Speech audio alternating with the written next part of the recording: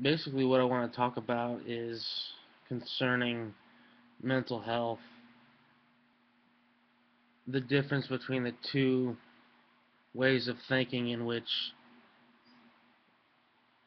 one has a mental illness and is diagnosed and goes through a certain series of steps or treatment um, steps or philosophies, and in which the approach is taken that the person maybe was suffering from depression for a while. They didn't know it. They thought they were alone. They thought they were just weird. They were just something was going on that just wasn't right, and they couldn't relate to anything. Then they find out, well, actually a lot of people have gone through this. It's something called depression, um, and there are ways of overcoming it. There are similarities that people share and commonalities that people have in common that help make that person feel, okay, I'm not alone in this. Then there's kind of the way of thinking in which labels are all bad, in which people shouldn't be diagnosed with depression or whatnot, um, because all it is a label, and it labels the person, and then it adds to the stigma of mental illness, because all people see is a label of depression over their head, if they know that they have it. Um, I can kind of see both sides having validity to it. Um, and so I think what I'm trying to say is that it's important that a person know that what they're experiencing, other people have experienced. What they're going through, they're not alone in. And if giving it a name provides that and provides a certain prognosis, because, okay, you've got A, B, and C um, symptoms, A, B, and C, then someone over here has symptoms A, B, and C, and the treatments for A, B, and C are,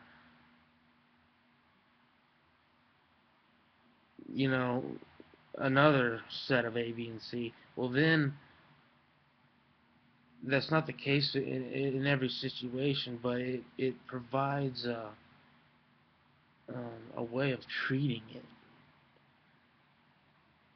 And on the other side, not having labels, not having all that is good in a certain sense, not being stigmatized, but then again, someone can just be fighting the loneliness of it. They can be fighting by themselves. They can never really, they may never really seek proper treatment because they don't know what's wrong with them, because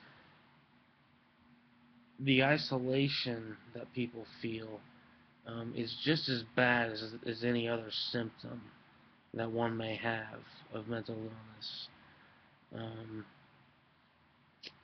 and I'm basically wanting to say that we can find a balance between both of those sides of over labeling and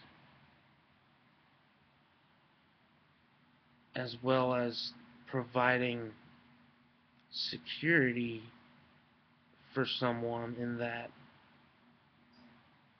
they can feel simply that they're not alone in it, and that they're not bad people. They didn't do something horribly wrong and are being punished.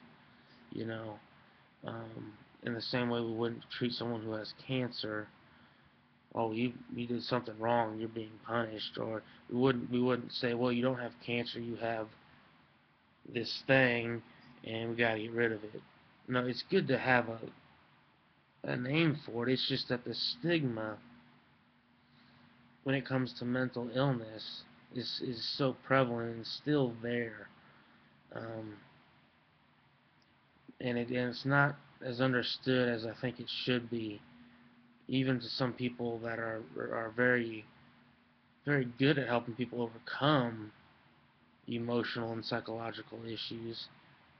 Um, they may be totally against labels, um, but they're kind of taking a polarized view of it, in my opinion. And I think we need to find a balance for that. I think we need to find a way in which we don't overlabel, but at the same time we don't discard the entire field of psychology that is there to help provide structure um, to these mental processes that are going on. And I'll be getting into that a little bit more along with Ashley.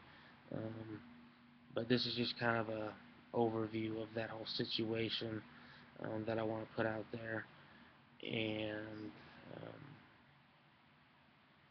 just try and maybe start a dialogue with that. So if you want to leave a comment on what your take on it is and everything, and we'll just try our best and keep on doing that and hope for the best. All right, thank you.